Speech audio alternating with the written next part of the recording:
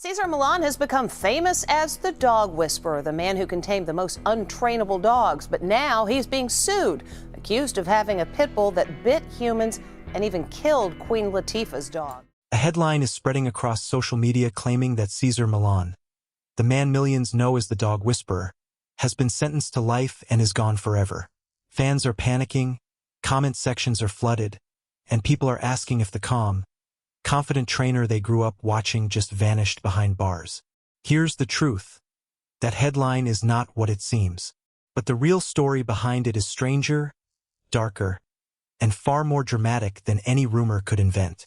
Stick around, because what actually happened to Cesar Millan says more about fame, survival, and second chances than any fake headline ever could. If you've spent any time online in the past few months, chances are this headline crossed your feed at some point. Cesar Millan sentenced to life. The dog whisperer is gone forever. It sounds like the kind of breaking news alert that stops you mid-scroll.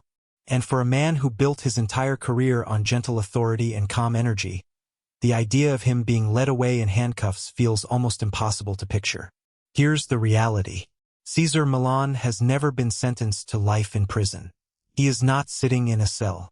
He has not disappeared from the world. So where did this rumor even come from? And why does it keep resurfacing every few months like clockwork? The answer isn't as simple as fake news made up out of nowhere.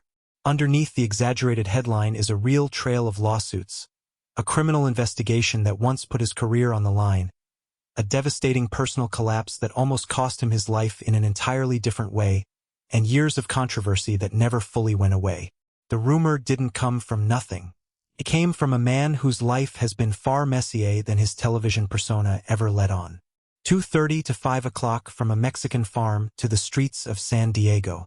To understand how Cesar Millan ended up at the center of so much controversy, you have to go back to where his story actually began. Far from Hollywood, far from television cameras, on a small farm in Culiacan, Mexico. As a child, he spent countless hours around farm animals, developing an almost instinctive understanding of how dogs communicated with each other. While other kids his age were playing sports or chasing after typical childhood hobbies, young Cesar was quietly studying the local street dogs, watching how they moved, how they postured, how they read each other without saying a word. Other kids in the neighborhood noticed his obsession and gave him a nickname meant to tease him, calling him the dog boy.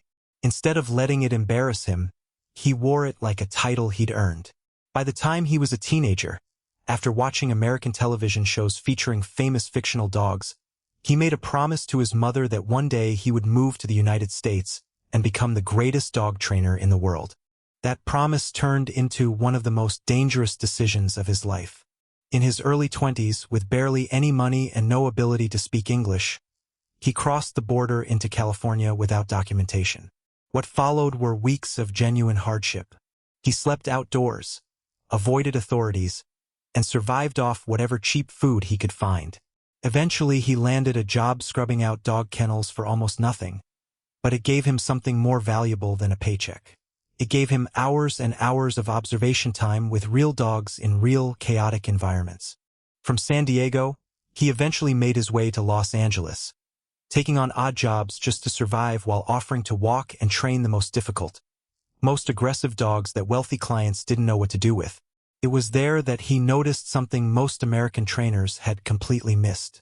Back home, dogs were expected to respect boundaries and structure. In Los Angeles, many pet owners were treating their dogs less like animals and more like small, spoiled humans, and the result was chaos, anxiety, and aggression that traditional trainers struggled to fix. Where other professionals saw dangerous, unpredictable animals, Cesar saw an opportunity.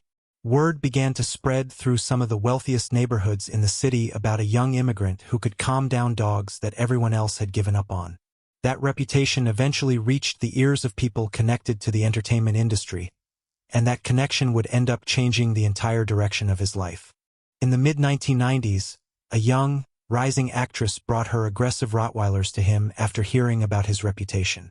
Within minutes, she watched him calm down dogs that had been a constant source of stress in her home, using nothing more than posture, timing, and controlled energy. She recognized his talent instantly, but she also saw the one thing holding him back. He barely spoke English, which made it almost impossible for him to explain his methods, market himself, or build any kind of career beyond word-of-mouth referrals in a handful of neighborhoods. Instead of just thanking him and moving on, she made an investment in his future, personally funding a private English tutor so he could work on his language skills every single day for an entire year. As his vocabulary and confidence grew, so did his ability to explain the psychology behind what he was doing, and that changed everything. He went from being a local dog handler to becoming the trainer that some of the biggest names in entertainment specifically requested for their most difficult pets. With his growing client list and steady income, he eventually opened his first serious training facility, a large property where dozens of rehabilitated, once aggressive dogs lived together peacefully as one pack. People in the surrounding neighborhood were stunned to see him walking down the street surrounded by a massive group of powerful dogs completely off-leash, with zero chaos.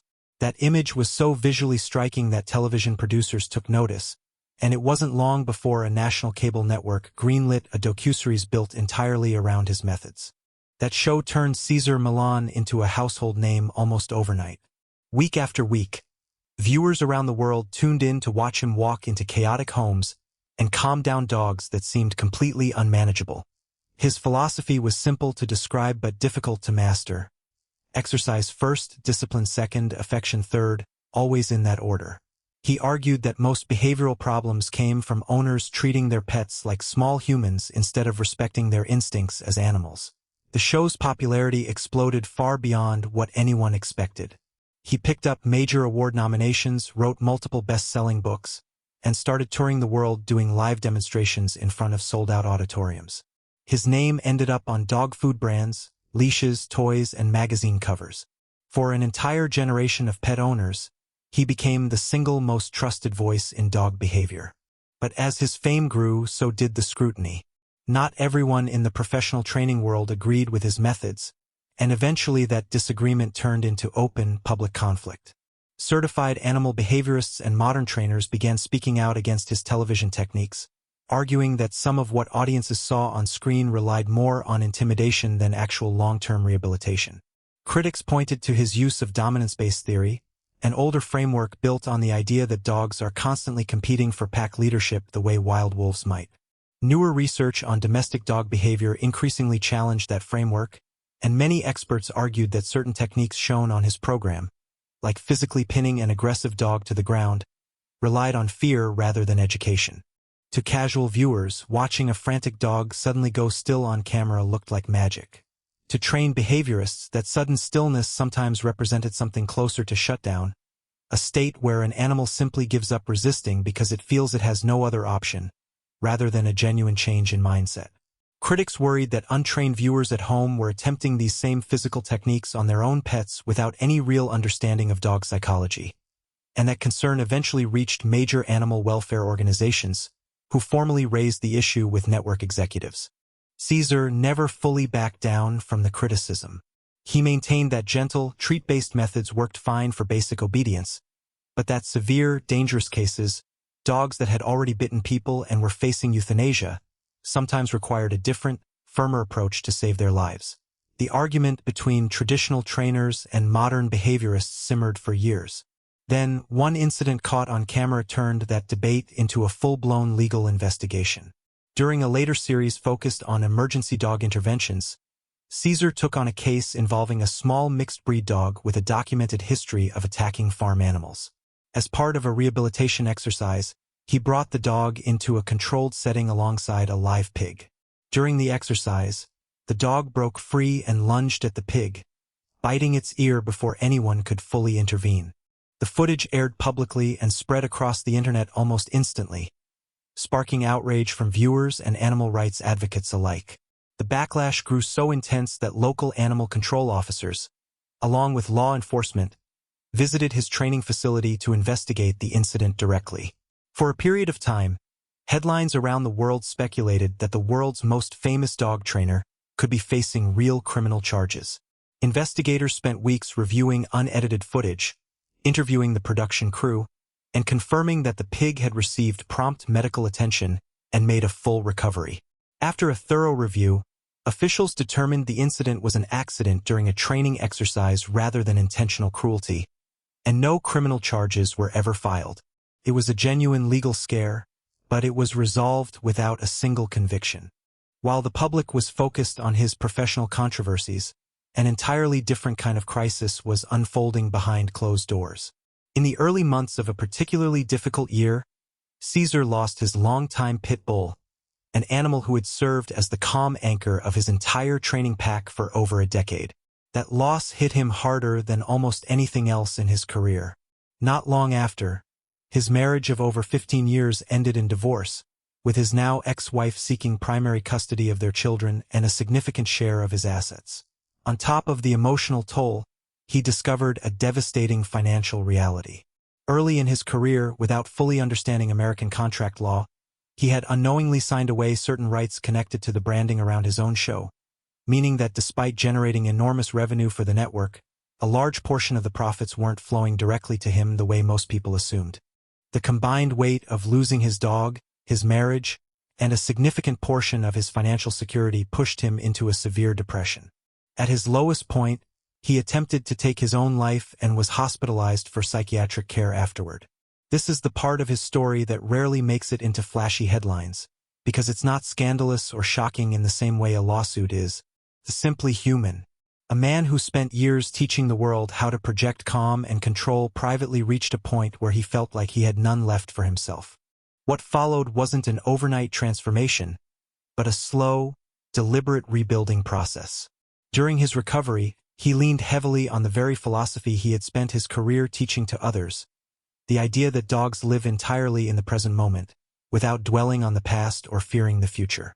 He began applying that same mindset to his own healing, focusing on physical recovery, reconnecting with his sons, and slowly rebuilding his training business piece by piece.